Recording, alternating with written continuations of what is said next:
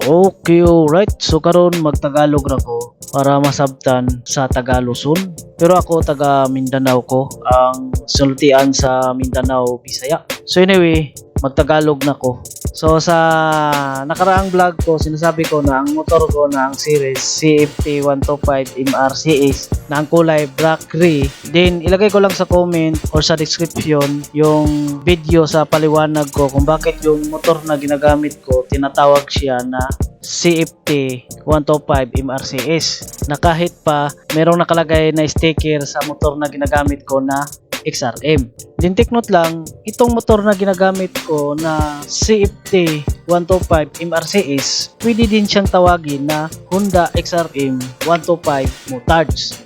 Din sa nakaraang video ko, sinasabi ko na itong motor na ginagamit ko na CFT 125 MRCS or Honda XRM 125 Motard, sinasabi ko na itong motor na ginagamit ko, wala itong gear indicator sa primera, segunda, tercera, kwarta. Pero mayroon siyang indicator sa neutral. Sa neutral lang. Pero sa indicator sa primera, segunda, tercera, kwarta, wala siya. Then sinasabi ko din sa nakaraang video ko na yung mga bagong release ngayon na Honda XRM 125 na naka-FI na ni-release, pinalabas yan na motor sa taong 2024, lalo na sa taong 2025. Yan ang mga bagong Honda XRM 125 FI ay wala siyang gear indicator sa primera, segunda, tercera, kwarta. Then meron lang indicator sa kanya sa neutral lang, pero sa indicator sa primera, segunda, tercera, kwarta wala. Then ngayon, kung sakaling mayroong tao nagsubaybay sa mga video ko, then yun na tao gusto niya malaman kung totoo ba yung sinasabi ko na ang mga bagong Honda XRM 125 FI ngayon na ni-release 2024 or 2025 is wala talaga siyang gear indicator sa primera, segunda, tercera, kwarta. Then ngayon, try niyang magtanong sa company na Honda or try niyang magtanong sa mga tindahan na nagbibenta ng bagong Honda XRM 125 FI. Tapos ang tanong niya is ganito, mayroon bang gear indicator ang bagong Honda XRM 125 FI na nirelease 2024 or 2025? So yan yung tanong niya. So nais ko lang kalaruhin, yan na tanong ay mali yan. Kasi hindi yan dapat yung itanong ninyo na sasabihin ninyo na mayroon bang gear indicator ang bagong Honda XRM 125 FI. So mali yan na tanong kasi kulang yan na tanong. Kasi kung yung neutral, pwede siyang matawag na gear. So hindi lang ako sure kung yung neutral pwede ba matawag na gear. Pero kung ipalagay na natin na yung neutral, pwede siya matawag na gear. Yung neutral, so kaya't maaring kung try ninyong magtanong sa Honda nga company at sa mga tindahan na nagbibenta ng bagong Honda XRM 125 FI, so maaaring ang sagot nila sa tanong na meron bang gear indicator yung bagong Honda XRM 125 FI, so maaaring ang sagot nila ay meron.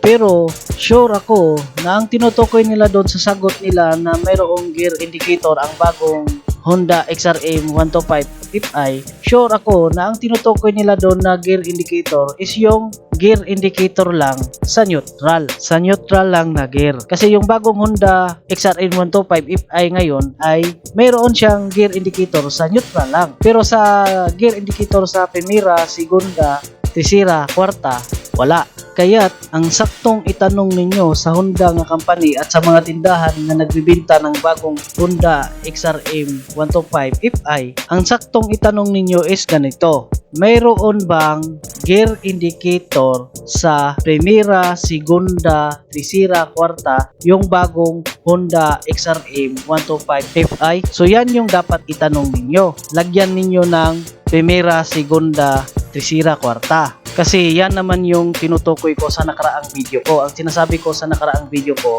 yung bagong Honda XRM 125 FI ay wala siyang gear indicator sa primera, segunda, tercera, kwarta. Pero sa neutral, meron siyang indicator sa neutral.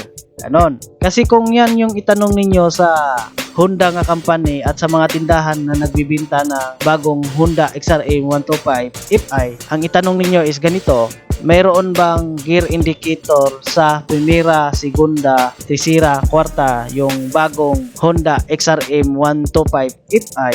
Sure ako na ang sagot sa Honda nga company at sa mga tindahan nga nagbibenta ng bagong Honda XRM 125 Fi, sure ako na ang sagot nila ay wala.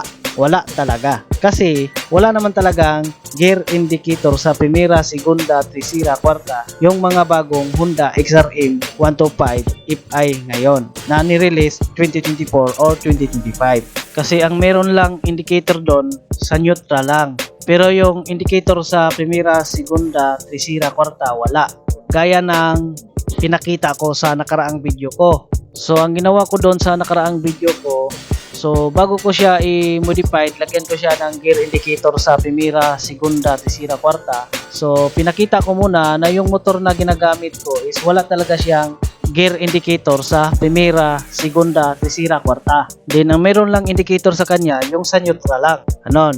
Then katapos kong pinakita yon is ang ginawa ko is gi-modified ko na yung motor na ginagamit ko. Nilagyan ko na siya ng gear indicator sa primera, segunda, tercera, kwarta. Kasi yung motor na ginagamit ko sa pagbili ko dyan is wala talaga siyang gear indicator sa primera, segunda, tercera, kwarta. Ano? Kaya kailangan na i-modified pa siya para malagyan siya ng gear indicator sa primera, segunda, tercera, kwarta. Yung motor na ginagamit ko. So by the way, ilagay ko lang sa comment o sa description yung video ko sa paliwanag ko na yung motor na CFT 125 MRCS or pwede din siyang tawagin na Honda XRM 125 Fi motards na yan na klaseng motor ay wala siyang gear indicator sa primera, segunda, tercera, kwarta. At tinuro ko din dyan kung paano i-modified yung motor na walang gear indicator sa primera, segunda, tercera, kwarta para malagyan siya ng gear indicator sa primera, segunda, tercera, kwarta. So take note lang, kung try ninyong magtanong sa Honda na company at sa mga tindahan nga nagbibenta ng bagong Honda XRM 125 Fi or Honda XRM 125 Fi motards, kailangan tama ang tanong ninyo. Kailangan na ganito yung itanong ninyo. Mayroon bang gear indicator sa primera, segunda, tercera, kwarta yung bagong Honda XRM 125 Fi or Honda XRM 125 Fi motards? Ganon. So yan yung dapat itanong ninyo.